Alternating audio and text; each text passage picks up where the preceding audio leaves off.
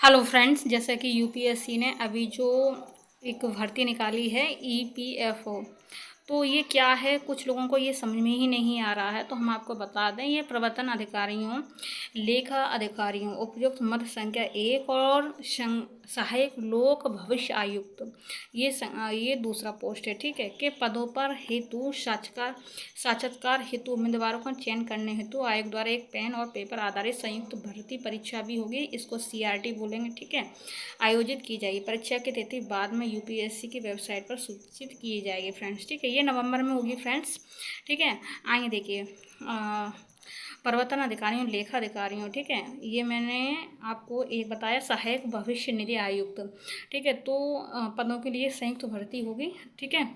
तो परीक्षा 2 घंटे की, ठीक है, जो आपका एग्ज़ाम होगा वो 2 घंटे का होगा। सभी प्रश्नों के अंक समान होंगे और परीक्षा 20 मिनट प्रकार की होगी, ठीक है, बहुविकल्पी होगी।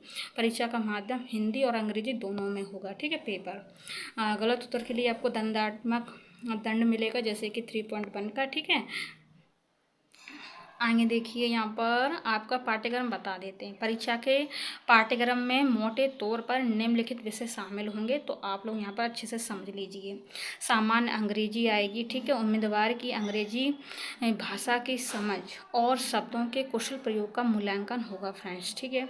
भारतीय संस्कृति, विरासत और स्वतंत्रता आंदोलन आएंगे, ठीक है, एक अलग से मेंशन किया है, तो आप लोग अच्छे से समझ लीजिए। भारतीय अर्थव्यवस्था में विकासात्मक मुद्दे और वर्तमान रुझान भी पूछे जाएंगे। भारत का शासन और संविधान पूछा जाएगा। सामान्य विज्ञान और कंप्यूटर अनुप्रयोगों का बुनियादी ज्ञान पूछा जाएगा। प्रारंभिक गणित, सांख्यिकी और सामान्य मानसिक क्षमता पूछी जाएगी, ठीक है। भारत में औद्योगिक संबंध, श्रम कानून और सामाजिक सुरक्षा पूछी जाएगी। लेखा शास्त्र, लेखा परीक्षा और बीमा के सिद्धांत पूछे जाएंगे, ठीक है, बीमा के सिद्धांत पूछे जाएंगे। आगे देखिए, राष्ट्रीय और अंतर्राष्ट्रीय महत्व की समसामयिक घटनाएं पूछी जाएंगी, वेटेज, ठीक है, वेटेज रहेगा। आगे देखिए, तत्काल भर्ती मामलों में अंतिम योग्यता निर्धारित करने के लिए संयुक्त भर्ती परीक्षा सीआरटी के अंकों और साक्षात्कार के अंकों का वेटेज 75.25 के अनुपात में रहेगा फ्रेंड्स, ठीक है। विभिन्न श्रेणियों के उम्मीदवारों के लिए साक्षात्कार हेतु उपयुक्तता का मानक निम्न प्रकार हो जाएगा, जैसे कि यहाँ पर आपका सामान्य EWS रेडी 50 और उससे अधिक आप लाएंगे तब आपका सिलेक्शन होगा। ओबीसी में 45 और उससे अधिक छूट मानकों पर, ठीक है। पीडीएफ टूल किट यहाँ पर, जैसे कि आप एससी के हैं तो एससी का 40% इंटरव्यू में लाना पड़ेगा नंबर, ठीक है।